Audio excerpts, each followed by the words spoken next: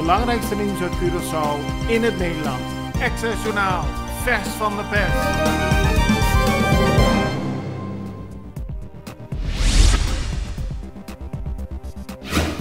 De Kamer van Koophandel op Curaçao heeft in een brief aan minister van Sociale Ontwikkeling, Arbeid en Welzijn, Roetmildo Lamorny Cecilia, laten weten dat ze het eens zijn met de voorgestelde verhoging van het minimumloon.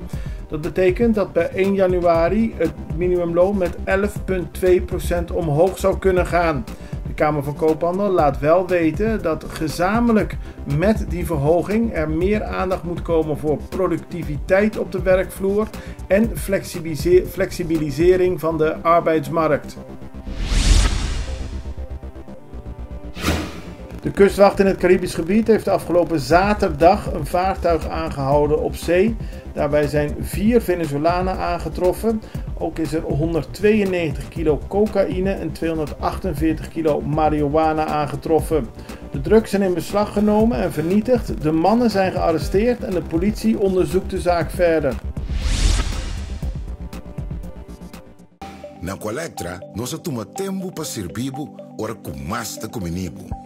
Llama-nos sempre de cliente na telefone 0800-035 de Jaluna para Viernes voor die setor de mente te com setor de noite para turno serviço nan of patrão cita. Se você traz cita para Sabra, também por hora. Por escolher para trabalhar, riba aqualectra.com e aproveitar a mesura, põe o documento na cerca para visita cerca nós vai mais fácil.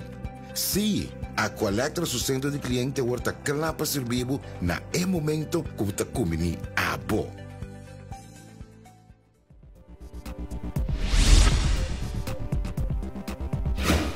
Er zijn veel problemen rond verzorgingstehuizen op Curaçao. Dat schrijft de Extra vandaag. Medewerkers zijn bezorgd over de voortgang van de zorg voor ouderen. Zo zijn er veel verzorgingstehuizen die niet de juiste papieren hebben. Maar directer is het probleem van geld. Veel verzorgingstehuizen hebben onvoldoende geld om de ouderen voldoende eten te geven, zo meldt de Extra. De werknemers hopen dat vanuit de overheid er snel aandacht is voor dit probleem.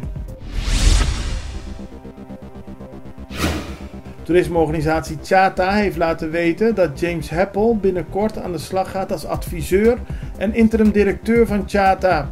Ook zal hij helpen bij het ontwikkelen van een strategisch ontwikkelingsplan voor het toerisme op Curaçao en zal hij zijn visie op de toerismemarkt verder uitwerken. Chata is blij met de komst van Heppel, die geen onbekende is in het toerisme op Curaçao en veel ervaring meebrengt.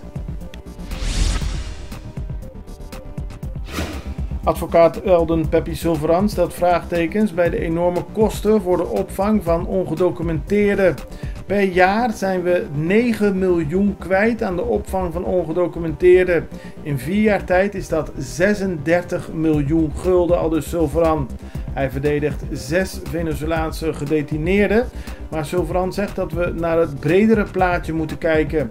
Onze scholen hebben geen geld, maar we geven wel heel veel geld uit aan de opvang van illegalen. Dat moet misschien anders, aldus Silveran.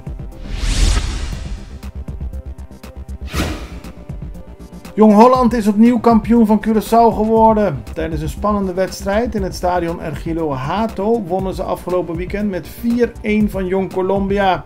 De fans van Jong Colombia waren zeer teleurgesteld. Op de foto's in de Extra is vooral de blijdschap van de spelers van Jong Holland weer te zien.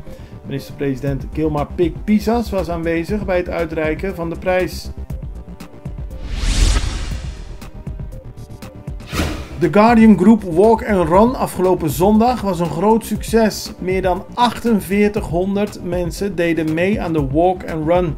Er werd 10 kilometer gerend en gewandeld vanaf het Guardian gebouw naar Palasasa. Winnaar bij de mannen is Waldemar Naar, die won met een tijd van 38 minuten en 19 seconden. Winnaar bij de vrouwen was Florentina Paanakker, 44 minuten en 33 seconden. Maar vooral de vreugde van alle deelnemers was leuk om te zien.